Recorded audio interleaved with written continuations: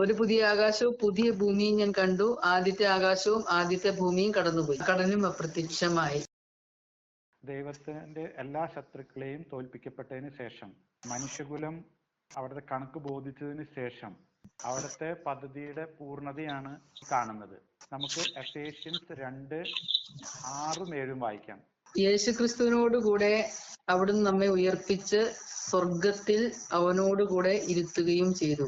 അവിടുന്ന് യേശുക്രിസ്തുവിൽ നമ്മോട് കാണിച്ച കാരുണ്യത്താൽ വരാനിരിക്കുന്ന കാലങ്ങളിൽ തന്റെ അപരിമേയമായ കൃപാസമൃദ്ധിയെ വ്യക്തമാക്കാനാണ് ഇപ്രകാരം ചെയ്തത്. ന്യൂ ഹെവൻ, അതുപോലെ തന്നെ ന്യൂ എർത്ത് എന്ന് പറയുന്ന ഒരു കൺഫ്യൂസിങ് വേർഡാണ്. അപ്പൊ ഇത് എന്താണെന്നാണ്, ഒരു പുതിയ എന്തോ സംഭവം വരുന്നതാണോ എന്നാണ് മനുഷ്യരുടെ മനസ്സിലേക്ക് വരുന്നത്. ഇവിടെ ഈ 2 വാക്കുകളാണ് ന്യൂവിന് ഉപയോഗിക്കുന്നത്.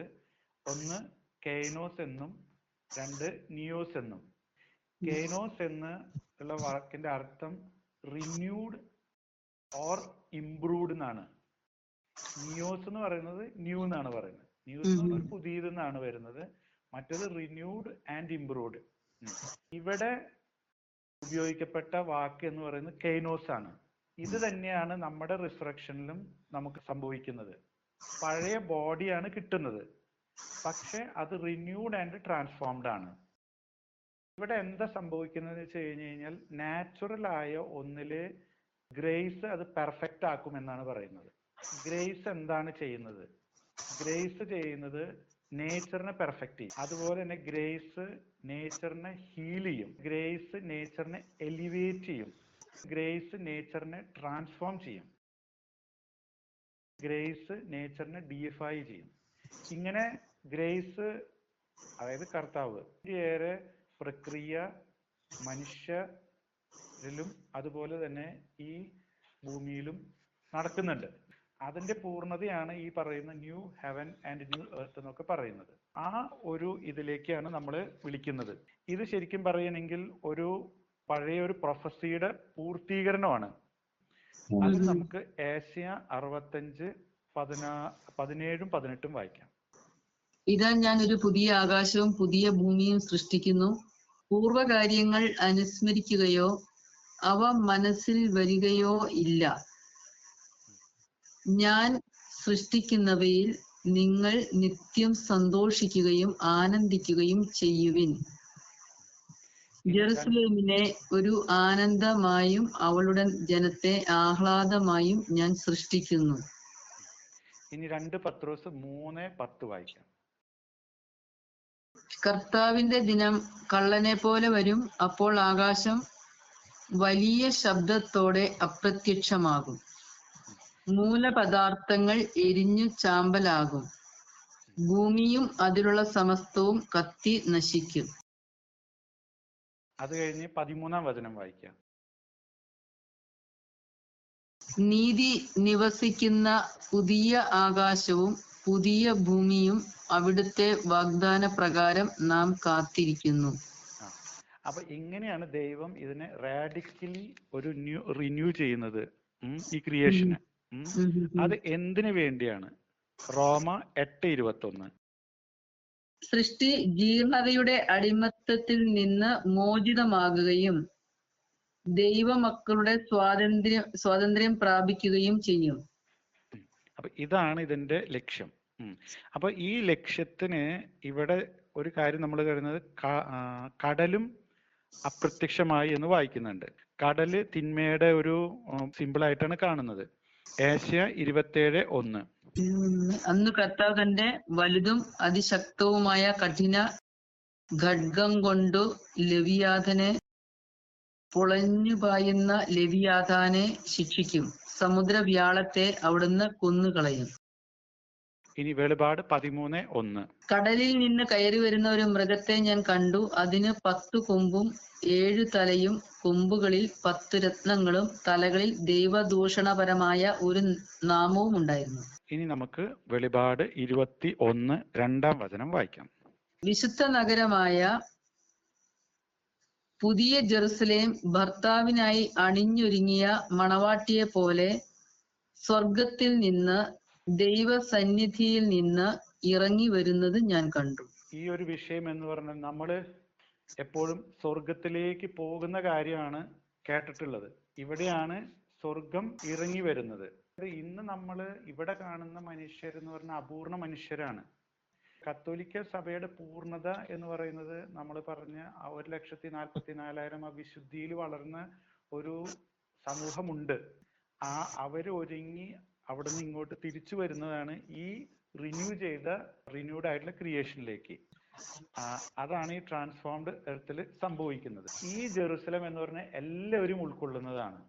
അതാണ് പൗലോസ്ലിയ ഗലാത്യക്കാർക്ക് എഴുതിയ ലേഖനം 4-ാം അധ്യായം 26 നമ്മൾ വായിക്കുന്നത്. അവളാണ് ഹാഗാർ. ഹാഗാർ അറേബ്യയിലെ സീനായ് മലയാണ്. അവൾ ഇന്നത്തെ ജെറുസലേമിന്റെ പ്രതീകമത്രേ. എന്തെന്നാൽ അവൾ തന്റെ മക്കളോടൊത്ത് ദാസ്യവൃത്തി ചെയ്യുന്നു. ഈ ജെറുസലേത്തിലേക്ക് ഓൾറെഡി ക്രിസ്ത്യൻസിന് ആക്സസ് ഉള്ളതാണ്. അതാണ് ഹെബ്രായ 12:22 നമ്മൾ വായിക്കുന്നത്. സിയോൻ മലയിലേക്കും ജീവിക്കുന്ന ദൈവത്തിന്റെ നഗരമായ സ്വർഗീയ ജെറുസലേമിലേക്കും അസംഖ്യം ദൂതന്മാരുടെ സമൂഹത്തിലേക്കുമാണ് നിങ്ങൾ വന്നിരിക്കുന്നത്. ഈ ഹെവൻലി ജെറുസലമായിട്ട് ഓൾറെഡി ചെറിയൊരു കമ്മ്യൂണിയൻ ഉണ്ട്. അതാണ് വെളിപാട് 11:1 നമ്മൾ വായിക്കുന്നത്. ദണ്ട് പോലുള്ളൊരു മുഴക്കോൽ എനിക്ക് നൽകപ്പെട്ടു. ഞാൻ ഇങ്ങനെ കേൾക്കുകയും ചെയ്തു, നീ എഴുന്നേറ്റ് ദൈവത്തിന്റെ ആലയത്തെയും ബലിപീഠത്തെയും അവിടെ ആരാധിക്കുന്നവരെയും അളക്കുക. അതുപോലെ തന്നെ വെളിപാടിന്റെ 14:1 നമുക്ക് വായിക്കാൻ സാധിക്കും. ഒരു കുഞ്ഞാട് സിയോൻ മലമേൽ നിൽക്കുന്നത് ഞാൻ കണ്ടു. അവനോടുകൂടെ 144,000 പേരും. അവരുടെ നെറ്റിയിൽ അവന്റെ നാമവും അവന്റെ പിതാവിന്റെ നാമവും എഴുതിയിട്ടുണ്ട്. ഇനി നമുക്ക് വെളിപാടിന്റെ 21 3-ാം വചനം വായിക്കാം. സിംഹാസനത്തിൽ നിന്ന് വലിയൊരു സ്വരം ഞാൻ കേട്ടു, ഇതാ ദൈവത്തിന്റെ കൂടാരം മനുഷ്യരോടുകൂടെ, അവിടുന്ന് അവരോടൊത്തു വസിക്കും. അവർ അവിടുത്തെ ജനമായിരിക്കും. അവിടുന്ന് അവരോടുകൂടെ ആയിരിക്കുകയും ചെയ്യും. ഇതാണ് നമ്മൾ യോഹന്നാന്റെ സുവിശേഷം 1-ാം അധ്യായം 14-ാം വചനത്തിൽ വായിക്കുന്നത്. വചനം മാംസമായി നമ്മുടെ ഇടയിൽ വസിച്ചു. അവന്റെ മഹത്വം നമ്മൾ ദർശിച്ചു. കൃപയും സത്യവും നിറഞ്ഞതും പിതാവിന്റെ ഏകജാതന്റേതുമായ മഹത്വം. ഇങ്ങനെ ഒരു വസിക്കുന്ന ഒരു കാര്യം നമുക്ക് ലേവ്യറിന്റെ പുസ്തകം 26-ാം അധ്യായം 11-12 കാണാൻ സാധിക്കും. ഞാൻ എന്റെ കൂടാരം നിങ്ങളുടെ ഇടയിൽ സ്ഥാപിക്കും. ഞാൻ നിങ്ങളെ ഉപേക്ഷിക്കുകയില്ല. ഞാൻ നിങ്ങളുടെ ഇടയിൽ സഞ്ചരിക്കും. ഞാൻ നിങ്ങളുടെ ദൈവവും നിങ്ങൾ എന്റെ ജനവും ആയിരിക്കും. അതുപോലെ തന്നെ നമുക്ക് എസെക്കിയേൽ 37:26 മുതൽ 28 വരെയും, സമാധാനത്തിന്റെ ഒരു ഉടമ്പടി അവരുമായി ഞാൻ ഉണ്ടാക്കും. അത് നിത്യമായ ഉടമ്പടിയായിരിക്കും. അവരെ ഞാൻ അനുഗ്രഹിക്കുകയും വർദ്ധിപ്പിക്കുകയും ചെയ്യും. അവരുടെ മധ്യേ എന്റെ ആലയം ഞാൻ എന്നേക്കുമായി സ്ഥാപിക്കും. എന്റെ വാസസ്ഥലം അവരുടെ മധ്യേ ആയിരിക്കും. ഞാൻ അവരുടെ ദൈവവും അവർ എന്റെ ജനവുമായിരിക്കും. എന്റെ ആലയം അവരുടെ മധ്യേ നിത്യമായി സ്ഥിതി ചെയ്യുമ്പോൾ ഇസ്രായേലിനെ വിശുദ്ധീകരിക്കുന്ന കർത്താവ് ഞാനാണ് എന്ന് ജനതകൾ അറിയും. ഇതേ ഒരു കാര്യം ജെറമിയയുടെ പ്രൊഫസിയിലുണ്ട്. ജെറമിയ 31:33. കർത്താവ് അരുളി ചെയ്യുന്നു, ആ ദിവസം വരുമ്പോൾ ഞാൻ ഇസ്രായേലുമായി ചെയ്യുന്ന ഉടമ്പടി ഇതായിരിക്കും. ഞാൻ എന്റെ നിയമം അവരുടെ ഉള്ളിൽ നിക്ഷേപിക്കും, അവരുടെ ഹൃദയത്തിൽ എഴുതും. ഞാൻ അവരുടെ ദൈവവും അവർ എന്റെ ജനവും ആയിരിക്കും. ഈ ഒരു കാര്യം ജീസസ് പുതിയ ഉടമ്പടി എന്ന് പറഞ്ഞ് കുർബാനയിലൂടെയാണ് നമുക്ക് തരുന്നത്. ഈ കുർബാനയിലാണ് ഈ ഒരു പൂർണ്ണമായിട്ട് സ്വന്തമാകുന്നത്. നമ്മൾ വസിക്കുകയും അതുപോലെ തന്നെ നമുക്ക് അവിടുത്തെ ആബാ പിതാവേ എന്ന് വിളിക്കാനുള്ള സ്വാതന്ത്ര്യം കിട്ടുന്നതും കുർബാനയിലൂടെയാണ്. ഇനി നമുക്ക് വെളിപാടിന്റെ പുസ്തകം 21 അധ്യായം 4-5 വചനം വായിക്കാം. അവിടുന്ന് അവരുടെ മിഴികളിൽ നിന്ന് കണ്ണീർ തുടച്ചു നീക്കും. ഇനി മരണം ഉണ്ടായിരിക്കുകയില്ല. ഇനിമേൽ ദുഃഖമോ മുറവിളിയോ വേദനയോ ഉണ്ടാവുകയില്ല. പഴയതെല്ലാം കടന്നുപോയി. സിംഹാസനത്തിൽ ഇരിക്കുന്നവൻ പറഞ്ഞു, ഇതാ സകലവും ഞാൻ നവീകരിക്കുന്നു. അവൻ വീണ്ടും പറഞ്ഞു, എഴുതുക, ഈ വചനങ്ങൾ വിശ്വാസയോഗ്യവും സത്യവുമാണ്. ഈ ഒരു കാര്യം ഏശയുടെ വിഷനിൽ ഉണ്ടായിരുന്നതാണ്. ഏശയ 25:8. അവിടുന്ന് മരണത്തെ എന്നേക്കുമായി ഗ്രസിക്കും. സകലരുടെയും കണ്ണീർ അവിടുന്ന് തുടച്ചു മാറ്റും. തന്റെ ജനത്തിന്റെ അപമാനം ഭൂമിയിൽ എല്ലായിടത്തും നിന്ന് അവിടുന്ന് നീക്കിക്കളയും. കർത്താവാണ് ഇത് അരുളി ചെയ്തിരിക്കുന്നത്. ഇത് വീണ്ടും നമുക്ക് ഏശയ 43:19 വായിക്കാൻ. ഞാൻ പുതിയ ഒരു കാര്യം ചെയ്യുന്നു, അത് മുളയെടുക്കുന്നത് നിങ്ങൾ അറിയുന്നില്ലേ? ഞാൻ വിജനദേശത്ത് ഒരു പാതയും മരുഭൂമിയിൽ നദികളും ഉണ്ടാക്കും. ഈ പ്രവൃത്തി ചെയ്യുന്നത് ദൈവമാണ്. അത് അവിടുത്തെ സഭയിലൂടെയാണ് ചെയ്യുന്നത്. അതിങ്ങനെ ഗ്രാജുവൽ ആയിട്ട് സംഭവിച്ചുകൊണ്ടേ ഇരിക്കുന്നുണ്ട്. ഇനി നമുക്ക് വെളിപാടിന്റെ പുസ്തകം 21:6. പിന്നെ അവൻ എന്നോട് പറഞ്ഞു, സംഭവിച്ചു കഴിഞ്ഞു. ഞാൻ ആൽഫയും ഒമേഗയുമാണ്, ആദിയും അന്തവും. ദാഹിക്കുന്നവന് ജീവജലത്തിന്റെ ഉറവയിൽ നിന്ന് സൗജന്യമായി ഞാൻ കൊടുക്കും. ഈ സംഭവിച്ചു കഴിഞ്ഞു എന്നുള്ളത് യോഹന്നാന്റെ സുവിശേഷം 19 അധ്യായം 30 വചനത്തിൽ നമ്മൾ വായിക്കുന്നതാണ്. യേശു വിനാഗിരി സ്വീകരിച്ചിട്ട് പറഞ്ഞു, എല്ലാം പൂർത്തിയായിരിക്കുന്നു. അവൻ തല ചായ്ച്ച് ആത്മാവിനെ സമർപ്പിച്ചു. അതുപോലെ അവിടെ നിന്നാണ് ആദ്യവും അന്ത്യവുമാണെന്നുള്ളത് ഏശയ 41:4 ഏശയ 44:6 ഏശയ 48:12 നമ്മൾ വായിക്കുന്നുണ്ട്. ഇനി നമുക്ക് ഈ പറഞ്ഞ ജീവജലത്തെ കുറിച്ചുള്ള ഒരു വചനം ഉള്ളത് യോഹന്നാന്റെ സുവിശേഷം 7 അധ്യായം 37-38 അത് വായിക്കാം. തിരുനാളിന്റെ അവസാനത്തെ മഹാദിനത്തിൽ യേശു എഴുന്നേറ്റ് നിന്ന് ശബ്ദമുയർത്തി പറഞ്ഞു, ആർക്കെങ്കിലും ദാഹിക്കുന്നെങ്കിൽ അവൻ എന്റെ അടുക്കൽ വന്നു കുടിക്കട്ടെ. എന്നിൽ വിശ്വസിക്കുന്നവന്റെ ഹൃദയത്തിൽ നിന്ന് വിശുദ്ധ ലിഖിതം പ്രസ്താവിക്കുന്നത് പോലെ ജീവജലത്തിന്റെ അരുവികൾ ഒഴുകും. അവൻ ഇത് പറഞ്ഞത് തന്നിൽ വിശ്വസിക്കുന്നവർ സ്വീകരിക്കാനിരിക്കുന്ന ആത്മാവിനെ പറ്റിയാണ്. അതുവരെയും ആത്മാവ് നൽകപ്പെട്ടിട്ടില്ലായിരുന്നു. എന്തെന്നാൽ യേശു അതുവരെയും മഹത്വീകരിക്കപ്പെട്ടിരുന്നില്ല. പരിശുദ്ധാത്മാവിനെ സ്വീകരിക്കുന്നവര് അങ്ങനെ പ്രത്യേക ദൈവത്തിന്റെ കമ്മ്യൂണിയനിലേക്ക് വരികയാണ്. അങ്ങനെ ആവുമ്പോഴാണ് യോഹന്നാൻ 14:23 വ്യക്തികളിൽ സംഭവിക്കുന്നത്. എന്നെ സ്നേഹിക്കുന്നവൻ എന്റെ വചനം പാലിക്കും. അപ്പോൾ എന്റെ പിതാവ് അവനെ സ്നേഹിക്കുകയും ഞങ്ങൾ അവന്റെ അടുത്തു വന്ന് അവനിൽ വാസമുറപ്പിക്കുകയും ചെയ്യും. വെളിപാടിന്റെ പുസ്തകം 21 അധ്യായം 7 വചനം വായിക്കാം.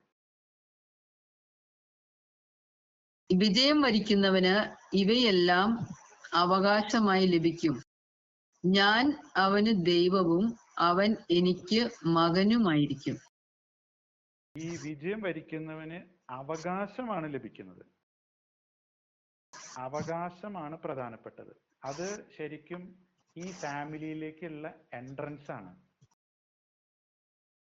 ഫാമിലിയിൽ നിന്ന് അകന്നു പോയ മനുഷ്യകുലത്തെ പല ഉടമ്പടികളായിട്ട് തിരിച്ചു കൊണ്ടുവരാൻ ആഗ്രഹിച്ച ദൈവം ഇത് പൂർത്തീകരിക്കുമ്പോൾ കൊടുക്കുന്നത് പഴയ അവകാശമാണ്. ജെറമിയ 3:19. എന്റെ മക്കളുടെ കൂടെ നിന്നെ പാർപ്പിക്കാനും സകല ജനതകളുടേതിലും വെച്ച് ഏറ്റവും ചേതോഹരമായ അവകാശം നിനക്ക് നൽകാനും ഞാൻ എത്രയേറെ ആഗ്രഹിച്ചു. എന്റെ പിതാവേ എന്നു നീ എന്നെ വിളിക്കുമെന്നും എന്റെ മാർഗം നീ ഉപേക്ഷിക്കുകയില്ലെന്നും ഞാൻ പ്രതീക്ഷിച്ചു. ഗലാത്യർ 4:6-7. നിങ്ങൾ മക്കളായതുകൊണ്ട് അബ്ബാ പിതാവേ എന്ന് വിളിക്കുന്ന തന്റെ പുത്രന്റെ ആത്മാവിനെ ദൈവം നമ്മുടെ ഹൃദയത്തിലേക്ക് അയച്ചിരിക്കുന്നു.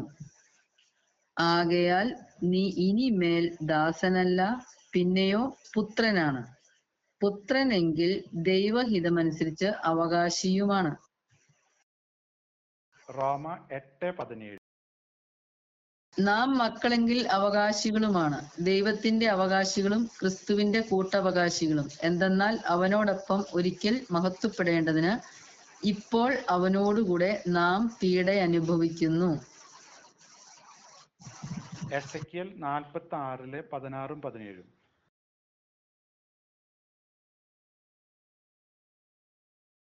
ദൈവമായ കർത്താവ് അരുളി ചെയ്യുന്നു, രാജാവ് തന്റെ പുത്രന്മാരിൽ ആർക്കെങ്കിലും തന്റെ പൈതൃകാവകാശത്തിൽ നിന്ന് ഒരു സമ്മാനം കൊടുത്താൽ അത് അവന്റേതായിരിക്കും.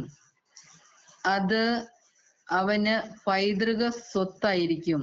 അവൻ തന്റെ പിതൃസ്വത്തിൽ നിന്ന് തന്റെ ദാസന്മാരിൽ ഒരുവന് ഒരു സമ്മാനം കൊടുത്താൽ വിമോചന വർഷം വരെ അത് അവന്റേതായിരിക്കും.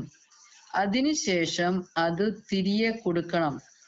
രാജാവിന്റെ പിതൃസ്വത്തിൽ നിന്നുള്ള സമ്മാനം അവന്റെ പുത്രന്മാർക്ക് മാത്രമുള്ളതാണ്.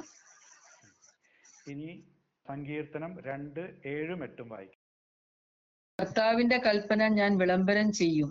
അവിടുന്ന് എന്നോട് അരുളി ചെയ്തു, നീ എന്റെ പുത്രനാണ്, ഇന്നു ഞാൻ നിനക്ക് ജന്മം നൽകി. എന്നോട് ചോദിച്ചു കൊള്ളുക, ഞാൻ നിനക്ക് ജനതകളെ അവകാശമായി തരും. ഭൂമിയുടെ അതിരുകൾ നിനക്ക് അധീനമാകും.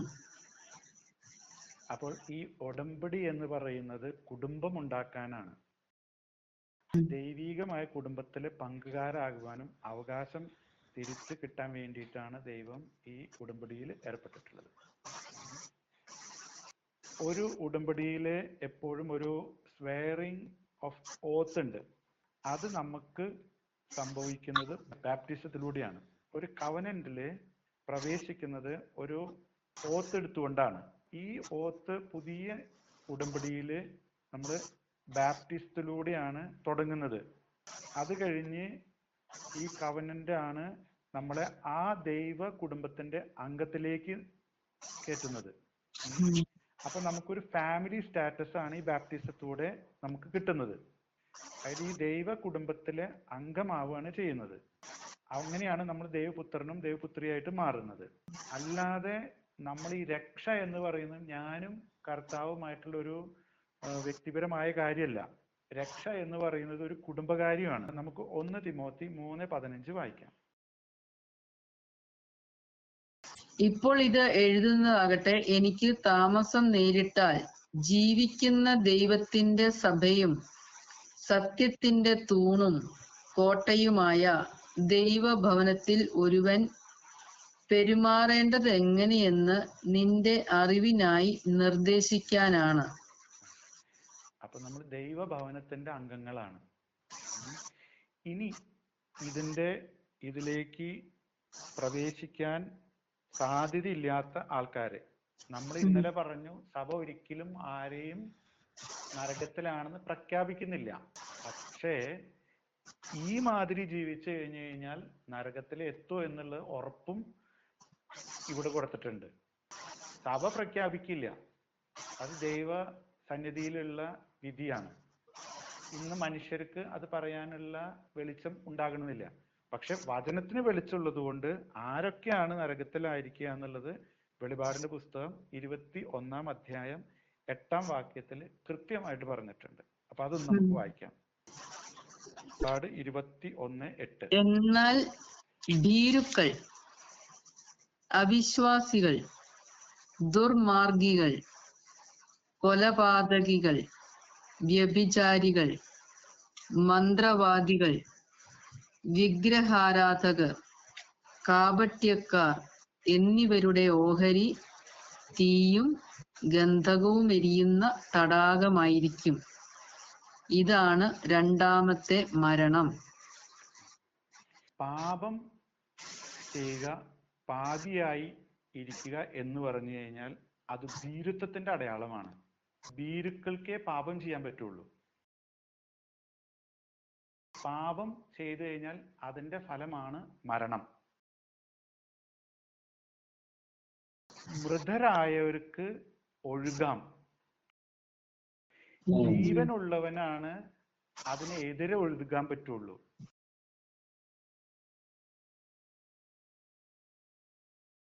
നമ്മള് മൃതരോടൊപ്പം ഒഴുകുന്നവരാണോ അതോ ധൈര്യത്തോടു കൂടി ലക്ഷ്യം കണ്ട് സ്വർഗത്തിലേക്ക് പോകുന്നവരാണോ? ഇതാണ് നമ്മുടെ മുമ്പിലുള്ള ചോദ്യം. ഇനി നമുക്ക് വെളിപാടിന്റെ പുസ്തകം 21-ാം അധ്യായം 9-ാം വചനം വായിക്കാം. അവസാനത്തെ 7 മഹാമാരികൾ നിറഞ്ഞ 7 പാത്രങ്ങൾ പിടിച്ചിരുന്ന 7 ദൂതന്മാരിൽ ഒരുവൻ വന്ന് എന്നോട് പറഞ്ഞു, വരൂ, കുഞ്ഞാടിന്റെ മണവാട്ടിയെ നിനക്ക് ഞാൻ കാണിച്ചു തരാം. അനന്തരം അവൻ ഉയരമുള്ള വലിയ ഒരു മലയിലേക്ക് ആത്മാവിൽ എന്നെ കൊണ്ടുപോയി. സ്വർഗത്തിൽ നിന്ന്, ദൈവസന്നിധിയിൽ നിന്ന് ഇറങ്ങി വരുന്ന വിശുദ്ധ നഗരിയായ ജെറുസലേമിനെ എനിക്ക് കാണിച്ചു തന്നു. അതിന് ദൈവത്തിന്റെ തേജസ് ഉണ്ടായിരുന്നു. അതിന്റെ തിളക്കം അമൂല്യമായ രത്നത്തിനും സൂര്യകാന്തക്കല്ലിനുമൊപ്പം. ഇതിനെ നമുക്കൊന്ന് എസെക്കിയേൽ 10:4 വായിച്ചു നോക്കാം. കർത്താവിന്റെ മഹത്വം കെരൂബുകളിൽ നിന്ന് ഉയർന്ന് ആലയത്തിന്റെ പടിവാതിൽക്കലേക്ക് പോയി. ആലയം മുഴുവൻ മേഘത്താൽ നിറഞ്ഞു. അങ്കണമാകെ കർത്താവിന്റെ മഹത്വത്തിന്റെ ശോഭയാൽ പൂരിതമായി. കർത്താവിന്റെ മഹത്വം കിഴക്കേ പടിപ്പുരയിലൂടെ ദേവാലയത്തിൽ പ്രവേശിച്ചു. അപ്പോൾ ആത്മാവ് എന്നെ ഉയർത്തി ഉള്ളിലെ അങ്കണത്തിലേക്ക് കൊണ്ടുവന്നു. അതാ ദൈവമഹത്വം ആലയത്തിൽ നിറഞ്ഞു നിൽക്കുന്നു. ഇതാണ് ന്യൂ ജെറുസലത്തിന്റെ വിഷൻ. അത് യോഹന്നാന് കാണിച്ചു കൊടുത്തു. ഇനി നമുക്ക് വെളിപാടിന്റെ പുസ്തകം 21-ാം അധ്യായം 12 മുതൽ 14 വരെയുള്ള വചനങ്ങൾ വായിക്കാം. അത് സ്ഫടികം പോലെ നിർമ്മലം. അതിന് ബൃഹത്തും ഉന്നതവുമായ മതിലും 12 കവാടങ്ങളും ഉണ്ടായിരുന്നു. ആ കവാടങ്ങളിൽ 12 ദൂതന്മാർ. കവാടങ്ങളിൽ ഇസ്രായേൽ മക്കളുടെ 12 ഗോത്രങ്ങളുടെ പേരുകൾ എഴുതപ്പെട്ടിരുന്നു. കിഴക്ക് 3 കവാടങ്ങൾ, വടക്ക് 3 കവാടങ്ങൾ, തെക്ക് 3 കവാടങ്ങൾ, പടിഞ്ഞാറ് 3 കവാടങ്ങൾ. നഗരത്തിന്റെ മതിലിന് 12 അടിസ്ഥാനങ്ങൾ ഉണ്ടായിരുന്നു. അവയിന്മേൽ കുഞ്ഞാടിന്റെ 12 അപ്പോസ്തലന്മാരുടെ പേരുകളും. ഇത് ഈ സിറ്റിയുടെ മുഴുവൻ ഡിസ്ക്രിപ്ഷൻ ആണ്. അപ്പൊ നമ്മൾ ഈ സിറ്റിയെ നോക്കുമ്പോൾ രക്ഷാകര ചരിത്രം മുഴുവൻ ഇവിടെ കാണാൻ സാധിക്കും. അവിടെ ആദ്യത്തെ 12 ട്രൈബിന്റെ പേരുണ്ട്. പിന്നെ 12 അപ്പസ്തോലന്മാരുടെ പേരുണ്ട്.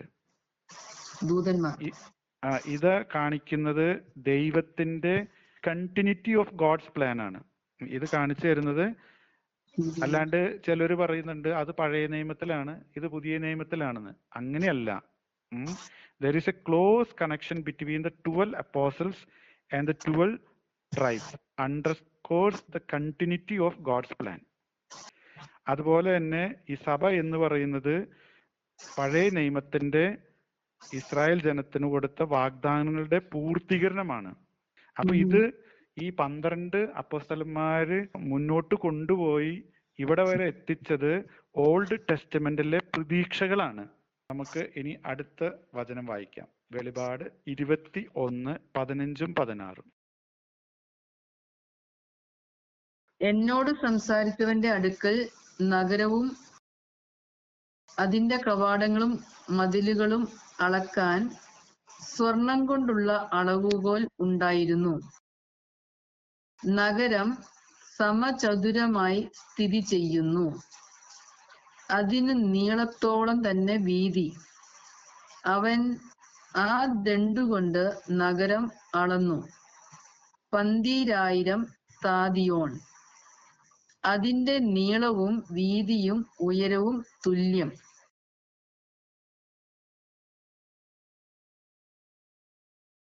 ഈ ഒരു റെഫറൻസ് നമുക്ക് എസെക്കിയലിന്റെ വിഷനിലെ 40-ാം അധ്യായം 3 മുതൽ 5 വരെയുള്ള വചനത്തിൽ കാണാൻ സാധിക്കും. അവിടുന്ന് എന്നെ അവിടെ കൊണ്ടുവന്നപ്പോൾ ഓടുകൊണ്ട് ഉണ്ടാക്കിയതുപോലെ തോന്നുന്ന ഒരു മനുഷ്യൻ അവിടെ ഉണ്ടായിരുന്നു. അവന്റെ കയ്യിൽ ഒരു ചണച്ചരടും അളവുകോലും ഉണ്ടായിരുന്നു. അവൻ പടിപ്പുരയിൽ നിൽക്കുകയായിരുന്നു. അവൻ എന്നോട് പറഞ്ഞു, മനുഷ്യപുത്ര, നീ സൂക്ഷിച്ചു നോക്കുകയും ശ്രദ്ധിച്ചു കേൾക്കുകയും ചെയ്യുക. ഞാൻ കാണിച്ചു തരുന്നതിലെല്ലാം നിന്റെ മനസ്സുറപ്പിക്കുക. അവ നിനക്ക് ഞാൻ കാണിച്ചു തരുന്നതിന് വേണ്ടി തന്നെയാണ് നിന്നെ ഇവിടെ കൊണ്ടുവന്നിരിക്കുന്നത്.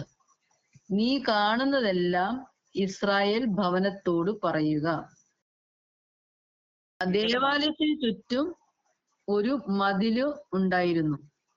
അവന്റെ കയ്യിലിരുന്ന അളവുകോലിന്റെ നീളം 6 നീണ്ട മുഴമായിരുന്നു. അതായത് ഒരു സാധാരണ മുഴവും ഒരു കൈപ്പത്തിയുടെ വീതിയും കൂടിയ നീളം. അവൻ ഭിത്തിയുടെ കനം അളന്നു. കനം ഒരു ദണ്ഡ്, ഉയരവും അളന്നു. അത് ഒരു ദണ്ഡ്. കിഴക്കോട്ടുള്ള പടിപ്പുര. അപ്പൊ ഇവിടെ നമ്മൾ കാണുന്നത് ഹോളി സിറ്റി മെഷർ ചെയ്യപ്പെടുന്നതാണ്. അപ്പൊ ഈ മെഷർ ചെയ്യുന്നത് എന്തിനാണ് കാണിച്ചത് എന്നുള്ളതാണ്. ഈ മെഷർമെന്റിലൂടെ മനസ്സിലാക്കുന്നത് ഇതൊരു പെർഫെക്റ്റ് ക്യൂബ് ആണെന്നാണ്. അപ്പൊ ഈ പെർഫെക്റ്റ് ക്യൂബ് ആണെന്ന് മനസ്സിലാക്കുന്നതിന് ഒരു രഹസ്യമുണ്ട്. അതായത് ഈ ഹോളി ഓഫ് ഹോളീസ് ആണ് പെർഫെക്റ്റ് ക്യൂബ് ആയിട്ട് ഇരിക്കുന്നത്. 1 രാജാക്കന്മാര് 6:20 വായിക്കാം. അതിന് 20 മുഴം വീതം നീളവും വീതിയും ഉയരവും ഉണ്ടായിരുന്നു. അവൻ അത് തങ്കം കൊണ്ട് പൊതിഞ്ഞു. ദേവദാരു കൊണ്ട് ബലിപീഠവും നിർമ്മിച്ചു. ഹോളി ഓഫ് ഹോളീസിലാണ് ഗോഡ്സ് പ്രസൻസ് ഉള്ളത്. അതാണ് ആ ദൈവാലയത്തിന്റെ ക്രമീകരണം ഓൾഡ് ടെസ്റ്റ്മെന്റിൽ ഉള്ളതാണ്. അപ്പൊ ഇവിടെ ഇത് നോക്കുമ്പോൾ ഈ ദൈവാലയം മുഴുവൻ ഒരു ഡിവിഷനും കാണുന്നില്ല. പഴയ ടെമ്പിളിൽ എന്ന് പറഞ്ഞു കഴിഞ്ഞാൽ പല പല ഡിവിഷൻസ് ഉണ്ട്. ഇവിടെ ഒരു കോർട്ട് ഡിവിഷൻസും ഇല്ല. ജെന്റൈൽസിനെ ഇസ്രായേലിൽ നിന്ന് അകറ്റി നിർത്തുന്നതും, അതുപോലെ സ്ത്രീകളെ പുരുഷന്മാരിൽ നിന്ന് മാറ്റി നിർത്തുന്നതും, അതുപോലെ പ്രീസ്റ്റും മറ്റ് മനുഷ്യരും തമ്മിലുള്ള അകൽച്ച, ഇങ്ങനെ ഒന്നുമില്ല. ഈ സ്വർഗത്തിൽ all are given equal access to the holy presence of God. ഇവിടെ തരുന്ന ഈ സ്വർഗത്തിലേക്ക്, വിശുദ്ധിയിലേക്ക് വളരുമ്പോ എല്ലാവർക്കും ആ സ്വർഗം അവകാശമാക്കാം. അതാണ് ഇതിൽ നിന്ന് കിട്ടുന്ന പ്രതീക്ഷ. ഇനി നമുക്ക് വെളിപാടിന്റെ പുസ്തകം 21-ാം അധ്യായം 17 മുതൽ 21 വരെയുള്ള വചനങ്ങൾ വായിക്കാം. അവൻ അതിന്റെ മതിലും അളന്നു. മനുഷ്യന്റെ തോതനുസരിച്ച് 144 മുഴം. അത് തന്നെയായിരുന്നു ദൂതന്റെ തോതും.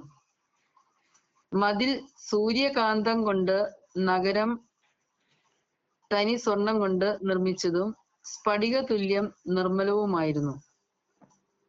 നഗരമതിലിന്റെ അടിസ്ഥാനങ്ങൾ എല്ലാത്തരം രത്നങ്ങൾ കൊണ്ട് അലങ്കൃതം. ഒന്നാമത്തെ അടിസ്ഥാനം സൂര്യകാന്തം, രണ്ടാമത്തേത് ഇന്ദ്രനീലം, മൂന്നാമത്തേത് വൈഢൂര്യം, നാലാമത്തേത് മരതകം, അഞ്ചാമത്തേത് ഗോമേതകം, ആറാമത്തേത് മാണിക്യം, ഏഴാമത്തേത്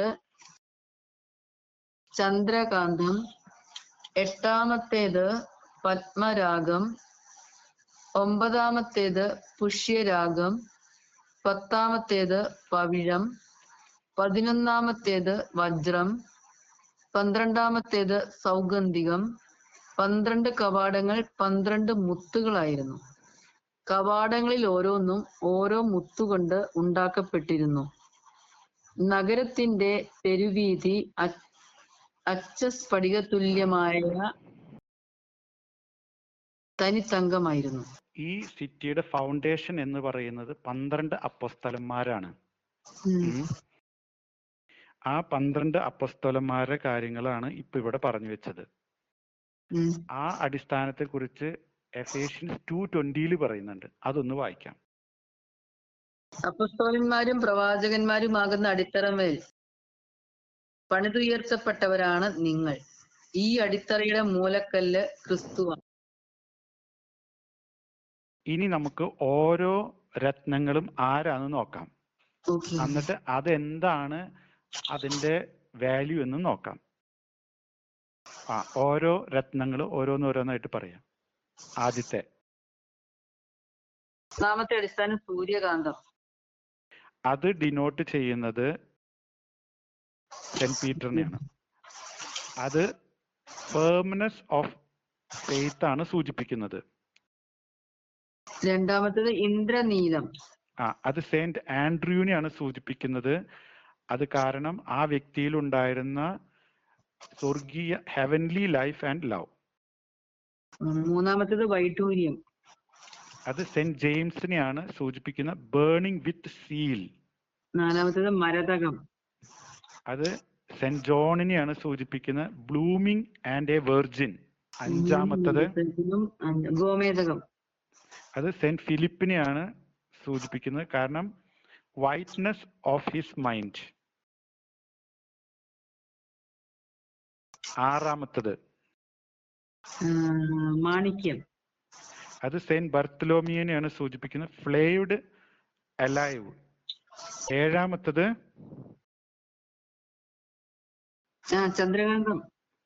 അത് സെന്റ് മാത്യുവിനെയാണ്. അത് കളർ ഓഫ് ദ സീ ആണ്, എ പെനിറ്റന്റ്. എട്ടാമത്തത് പത്മരാഗം. അത് Saint Thomas, polished and established by Christ in the faith of his resurrection. ഒമ്പതാമത്തത് പുഷ്യരാഗം, Saint James the less, radiant with sanctity. പത്താമത്തത് പവിഴം, Saint Judas Thaddeus, who by his acute wisdom was hostile to heretics. 11 വജ്രം. അത് Saint Simon the Canaanite, on account of the sweetness of his manners. 12 സൗഗന്ധികം. അത് Saint Matthias the lowly and the least. ഇനി നമുക്ക് വെളിപാടിന്റെ പുസ്തകം 21-ാം അധ്യായം 22-ാം വചനം വായിക്കാം.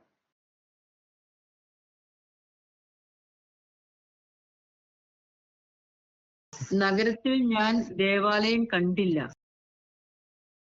എന്തുകൊണ്ടെന്നാൽ സർവശക്തനും ദൈവവുമായ കർത്താവും കുഞ്ഞാടുമാണ് ദേവാലയം. ഇത് ശരിക്കും നമ്മളെ ദൈവത്തിന്റെ ആന്തരിക ജീവിതത്തിലേക്ക് ക്ഷണിക്കുകയും അങ്ങനെ ആ ട്രിനിറ്റിയിൽ നമുക്ക് ജീവിക്കാൻ അനുവാദം തന്നതിന്റെ അടയാളമാണ് നമുക്ക് ഈ വചനത്തിലൂടെ മനസ്സിലാക്കാൻ സാധിക്കുന്നത്. അതിന് നമുക്ക് ഏഷ്യ 8:14 നിന്ന് വായിക്കാം, എന്താണെന്ന് കൂടുതൽ മനസ്സിലാക്കാൻ വേണ്ടിയിട്ട്.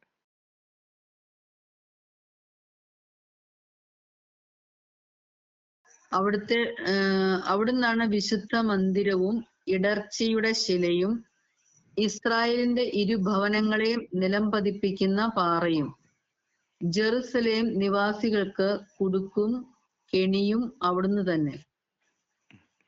അതുകൊണ്ടാണ് സങ്കീർത്തകൻ എപ്പോഴും അവിടുന്നാണ് സങ്കേതം എന്ന് പറയുന്നത്. സങ്കീർത്തനം 2:12, സങ്കീർത്തനം 5:11, സങ്കീർത്തനം 7:1, സങ്കീർത്തനം 11:1, സങ്കീർത്തനം 14:6. ഇനി നമുക്ക് സങ്കീർത്തനം 90:1 വായിക്കാം. കർത്താവേ, അങ്ങ് തലമുറ തലമുറയായി ഞങ്ങളുടെ ആശ്രയമായിരുന്നു. ഇനി നമുക്ക് വെളിപാടിന്റെ പുസ്തകം 21-ാം അധ്യായം 23 മുതൽ 27 വരെയുള്ള വചനങ്ങൾ വായിക്കാം. നഗരത്തിന് പ്രകാശം നൽകാൻ സൂര്യന്റെയോ ചന്ദ്രന്റെയോ ആവശ്യമുണ്ടായിരുന്നില്ല. ദൈവ തേജസ് അതിനെ പ്രകാശിപ്പിച്ചു. അതിന്റെ ദീപം കുഞ്ഞാടാണ്. അതിന്റെ പ്രകാശത്തിൽ ജനതകൾ സഞ്ചരിക്കും. ഭൂമിയിലെ രാജാക്കന്മാർ തങ്ങളുടെ മഹത്വം അതിലേക്ക് കൊണ്ടുവരും. അതിന്റെ കവാടങ്ങൾ പകൽ സമയം അടയ്ക്കപ്പെടുകയില്ല. അവിടെയാകട്ടെ രാത്രി ഇല്ലതാനും. ജനതകൾ തങ്ങളുടെ മഹത്വവും ബഹുമാനവും അതിലേക്ക് കൊണ്ടുവരും. എന്നാൽ കുഞ്ഞാടിന്റെ ജീവഗ്രന്ഥത്തിൽ പേരെഴുതപ്പെട്ടവർ മാത്രമേ അതിൽ പ്രവേശിക്കൂ. അശുദ്ധമായതൊന്നും മ്ലേച്ഛതയും കൗടില്യവും പ്രവർത്തിക്കുന്ന ആരും അതിൽ പ്രവേശിക്കുകയില്ല. ഇതിന്റെ ഒരു പ്രവചനം ഏഷ്യ 60 നമുക്ക് കാണാൻ സാധിക്കും. ഏഷ്യ 60 ഇതിനോട് തുല്യമായ വചനങ്ങൾ ഓരോന്നിനും നമ്മൾ കാണുന്നു. അതായത് വെളിപാട് 21, 23 നമ്മൾ വായിച്ചു. ഇപ്പോ അതിന്റെ ക്രോസ് റെഫറൻസ് ഏഷ്യ 60:19 കാണാൻ പറ്റും. അത് വായിക്കാം. പകൽ സൂര്യനായിരിക്കുകയില്ല, ഇനി നിനക്ക് പ്രകാശം തരിക. നിനക്ക് പ്രകാശം നൽകാൻ രാത്രിയിൽ ചന്ദ്രനായിരിക്കുകയില്ല പ്രശോഭിക്കുന്നത്. കർത്താവായിരിക്കും നിന്റെ നിത്യമായ പ്രകാശം. നിന്റെ ദൈവമായിരിക്കും നിന്റെ മഹത്വം. ഇനി വെളിപാട് 21, 24 ക്രോസ് റെഫറൻസ് ഏഷ്യ 60 3, 5. അതുപോലെ തന്നെ വെളിപാട് 21, 25, 26 ക്രോസ് റെഫറൻസ് ഏഷ്യ 60, 11. ഇങ്ങനെയാണ് ഈ സിറ്റിയുടെ ഗ്ലോറി നമ്മൾ മനസ്സിലാക്കുന്നത്. ഈ സിറ്റിയിലാണ് എല്ലാ ജനതയും വന്ന് അവർക്കുള്ളതെല്ലാം കർത്താവിന് സമർപ്പിക്കുന്നത്.